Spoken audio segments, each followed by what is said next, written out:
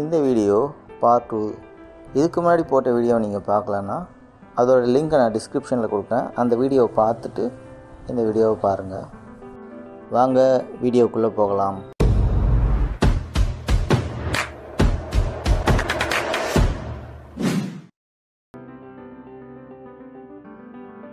இப்போ நம்ம வந்திருக்க இடம் வந்து பார்த்திங்கன்னா மணக்குள விநாயகர் கோயில். இந்த கோயிலுக்குள்ளே நம்ம எந்த வீடியோவும் எடுக்கலை.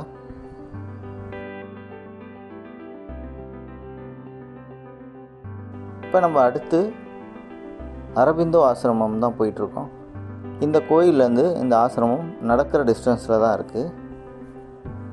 நடந்து போகிற வழியில் நிறைய கடைகள் இருந்தது. நிறைய கைவினைப் பொருட்கள்லாம் விற்றுட்டு இருந்தாங்க. இதுதான் அரபிந்தோ ஆசிரமம். ஆரோவில்லோட ஃபவுண்டரோட சமாதி தான் இந்த அரபிந்தோ ஆசிரமத்தில் இருக்குது.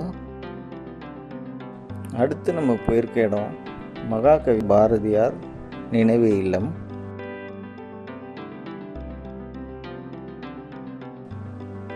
பாரதியாரை பற்றி நிறைய விஷயங்கள் நீங்கள் இங்கே வந்தீங்கன்னா தெரிஞ்சுக்கலாம்.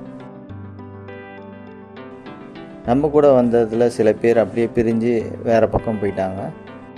ஃப்ரெண்ட்ஸ், இப்போ சாப்பாடு வாங்க போயிட்டுருக்கோம். பாண்டிச்சேரியில் எங்கே திரும்பினாலும் பீர் தான் கிடைக்குது, தின்றதுக்கு சோறு மட்டும் கிடைக்க மாட்டேங்குது. நிறைய நான்வெஜ் தாங்க பாண்டிச்சேரியில் கிடைக்குது. ஒரு வெஜிடேரியன் மீல் சாப்பிடணும் அப்படின்னா பாண்டிச்சேரியில் நீங்கள் ரொம்ப நேரம் தேட வேண்டியதாக இருந்தது.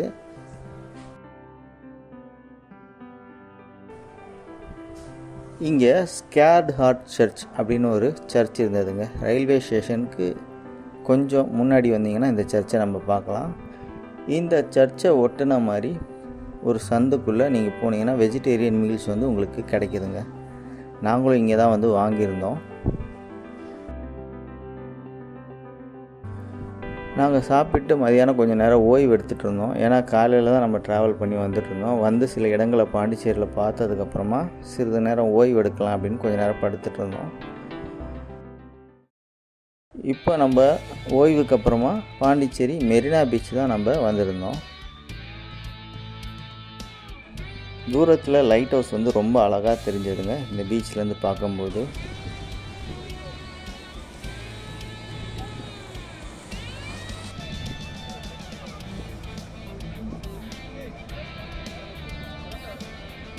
ரொம்ப ஒரு அற்புதமான இடமா இருந்தது. இந்த பீச்சில் வந்து அலைகள் கொஞ்சம் கம்மியாகவே இருந்தது. ஏன்னா நிறைய பாறைகள் போட்டு வச்சுருந்தனால இது வந்து அலைகள் கொஞ்சம் கம்மியாக இருந்தது. நம்ம அடிக்கடி கடற்கரைக்கு போனாலும் கடலில் குளிக்கிறதுன்றது வந்து பார்த்திங்கன்னா ஒரு அரிதான நிகழ்வாகவே ஆயிடுச்சு நம்மளோட ரெகுலர் வாழ்க்கையில். இந்த பீச் வந்து குளிக்கிறதுக்கும் ரொம்ப ஒரு சேஃபான பீச்சுன்னு இங்கே இருக்க லோக்கல் சொல்லியிருந்தாங்க.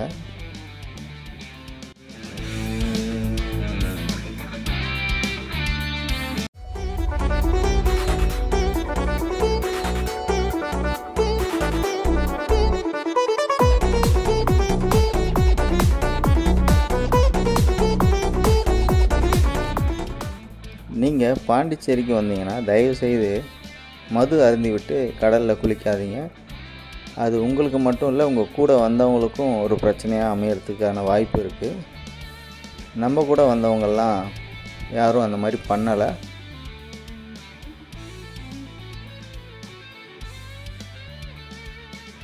நம்ம குளித்து முடித்ததுக்கப்புறமா நம்ம கிளம்பிட்டோங்க பீச்சிலேருந்து. பாண்டி மெரினாவில் எக்கச்சக்கமான லைட் மியூசிக்ஸ் எல்லாம் நடக்குதுங்க. வைப் பண்ணிகிட்டு இருந்தாங்க உள்ள. இந்த லைட் ஹவுஸை தான் நம்ம தூரத்துலேருந்து பார்த்துட்டு இருந்தோங்க. கிட்ட பார்க்கும்போது ரொம்ப பிரம்மாண்டமாகவே இருக்குது இந்த லைட் ஹவுஸ்.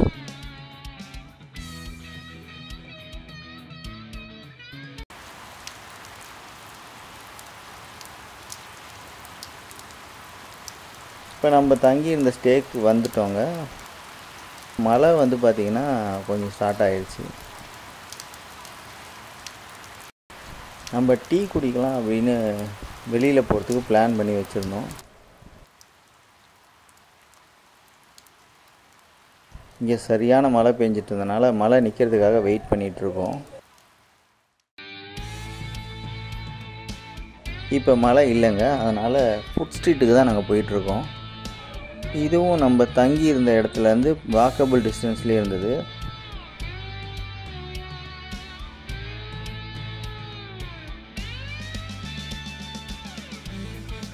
டீ வாங்கி குடிக்கலாம் அப்படின்னு இங்கே ஒரு டீ கடையில் நின்றுட்டு இருந்தோம்.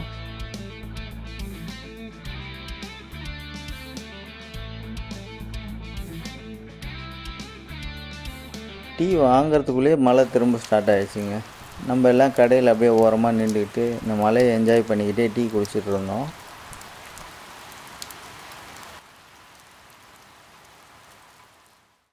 A few moments later. இப்போ மழை கொஞ்சம் கொஞ்சமாக குறைய ஆரம்பிச்சிச்சு. நம்ம அப்படியே திரும்ப ராக் பீச்சுக்கு தான் போயிருந்தோம். முன்னாடி போகிற 3 பேரில் 2 பேர் முரட்டு குடிக்காரங்க, ஒருத்தன் லைட்டாக குடிப்பான்.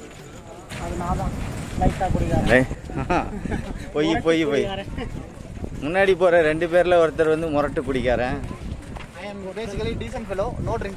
இப்போ இதுலேருந்தே தெரிஞ்சுக்க யார் முரட்டு குடிக்காரன்னு உங்களுக்கு நான் சொல்ல தேவையில்லை. நல்ல கூட்டம் இருந்தது ராக் பீச்சில். இந்த ராக் பீச் வந்து பார்த்திங்கன்னா 24 ஹவர்ஸும் அலவுடு. நீங்கள் எப்போ வேணால் போகலாங்க இந்த பீச்சுக்கு. டைமிங்கிறது வந்து கிடையாது. ரொம்ப சேஃபான ஒரு பீச் தான்.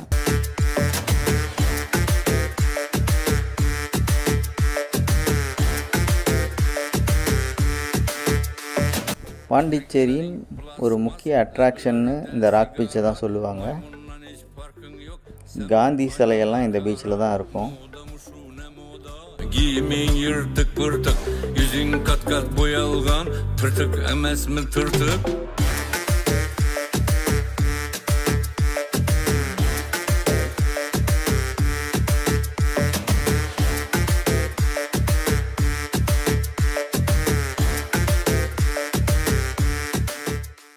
இப்போ நம்ம பீச்சிலலாம் கொஞ்சம் வந்து வைப் பண்ணிவிட்டு இப்போ திரும்ப நம்ம ஸ்டேக்கு தான் போகிறோம். இங்கே ரூமில் நமக்காக நண்பர்கள் சமைச்சிக்கிட்டு இருந்தாங்கங்க. இவ்வளோ ஹைஜீனாக ஜட்டியில் மிளகாத்தூள். இவர் பேர் சூர்யா. சூப்பராக சமைச்சதால் இவர் பேர் சூப்பர் சூர்யான்னு கூட நம்ம சொல்லலாம். வெங்காயம் வெட்டுறது கண் எரிச்சல் அதிகமாக இருந்ததுனால கூலிங் கிளாஸ் போட்டுக்கிட்டே இவர் வெங்காயம் வெட்டிகிட்டு இருந்தாருங்க. நீங்களும் வெங்காயம் வெட்டும்போது கண் எரிஞ்சதுன்னா இதையே ஃபாலோ பண்ணுங்கள். நான் காலையிலேருந்து வீடியோ எடுத்துக்கிட்டு இருந்ததில் ஒன்று கவனிக்காமல் விட்டுட்டேங்க. சார்ஜ் போட மறந்துட்டேன். திடீர்னு பேட்டரி லோ சிம்பிள் ஆகிடுச்சு. அதனால் சில நிகழ்வுகளை எங்களால் படம் பிடிக்க முடியல. Approximately 10 hours later. Night charge போட்டுட்டு நாங்கள் படுத்து தூங்கிட்டோம். இப்போ மணி வந்து விடிய காலையில் 4 மணி இருக்குங்க.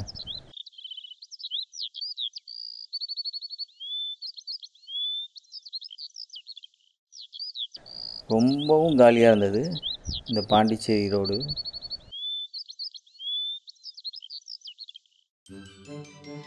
நம்ம நண்பர் ஒருத்தருக்கு காலையிலேயே ட்ரெயின் இருந்தது. அவர் இந்த சர்ச்சை பார்க்கணும் அப்படின்னு சொல்லியிருந்தார். அதனால் சர்ச்சுக்கு கூட்டிகிட்டு வந்திருந்தாங்க. திரும்ப ஊருக்கு போகணுன்ற ஒரு சுச்சுவேஷன் இருந்ததால் காலையில் சீக்கிரம் எழுந்திரிச்சு அவரை கொண்டு போய் ரயில்வே ஸ்டேஷனில் விட்டுட்டு வந்தோம்.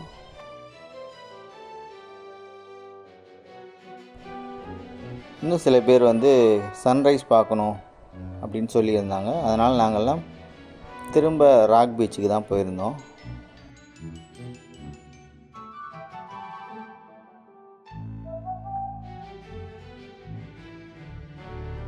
வந்த சில பேர் வந்து பார்த்திங்கன்னா ரொம்ப டயர்டில் தூங்கிட்டு இருந்தாங்க. நாங்கள் ஒரு 4 பேர் மட்டும்தான் பீச்சுக்கு வந்திருந்தோம். இந்த அதிகாலையில் கேட்கக்கூடிய இந்த கடற்கரை சத்தமானது நம்ம ஒட்டுமொத்த ஸ்ட்ரெஸ்ஸையும் கம்மி பண்ணக்கூடியதுங்க. இந்த டைமில் நான் வந்து ஒரு இளையராஜா சாங் தான் கேட்டுக்கிட்டு இருந்தேன். அந்த ஃபீல் எப்படி இருக்குதுன்னு நான் உங்களுக்கு காட்டணும்னு ஆசைப்பட்றேன். பாருங்கள்.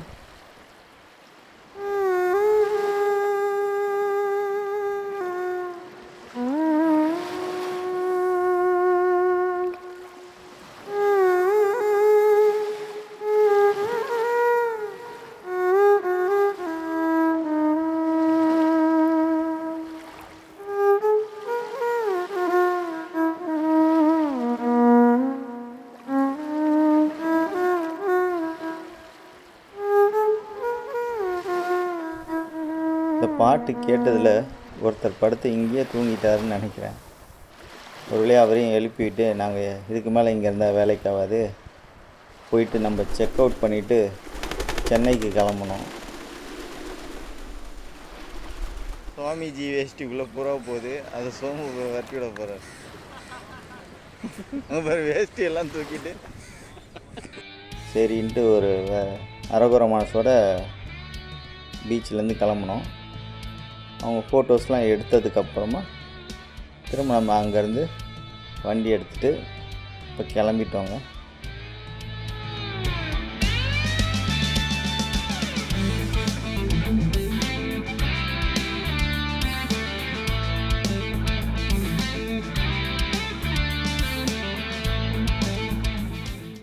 நாங்கள் காலையில் 4 மணிக்கு எழுந்திரிச்சிட்டோம். இப்போ மணி ஒரு 7:30 இருக்கும். லைட்டாக பசி எடுக்கிற மாதிரி இருந்தனால பாண்டிச்சேரி ஜிஹெச்சோட ஆப்போசிட்டில் தான் நமக்கு இங்கே ஒரு டிஃபன் ஷாப் இருக்குது.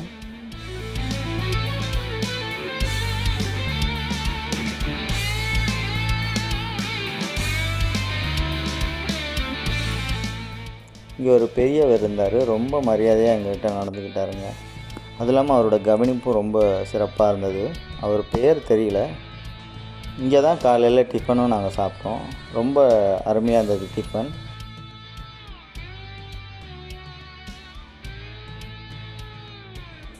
இப்போ டிஃபன் சாப்பிட்டாச்சுங்க. பெட்ரோல்லாம் போட்டுட்டு திரும்ப நாங்கள் ரூமுக்கே போயிட்டோம். போய் பார்த்தா இன்னும் ஒரு 3-4 பேர் தூங்கிக்கிட்டே இருந்தானுங்க. பாதி சிட்டியை நாங்கள் ரவுண்ட் அடிச்சுட்டு வந்துட்டோம். ஆனால் இன்னும் அவங்களுக்கு விடியல, நல்லா தூங்கிட்டு இருந்தாங்க. மணி இப்போ ஒரு 8:45 இருக்கும். நமக்கு 10 மணிக்கெலாம் செக் அவுட்டு.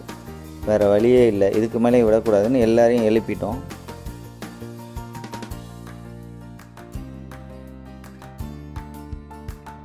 இந்த கேப்பில் எல்லாருமே கிளம்பி ரெடி ஆகிட்டோம். இப்போ மணி கரெக்டாக 10.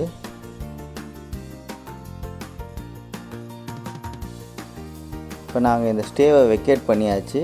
இப்போ அடுத்த இடமான சென்னையை நோக்கி நாங்கள் கிளம்புறதுக்கு முன்னாடி பாண்டிச்சேரியிலே முக்கியமாக இன்னொரு இடத்த நாங்கள் பார்க்க போகலாம் அப்படின்னு டிசைட் பண்ணியிருந்தோம்.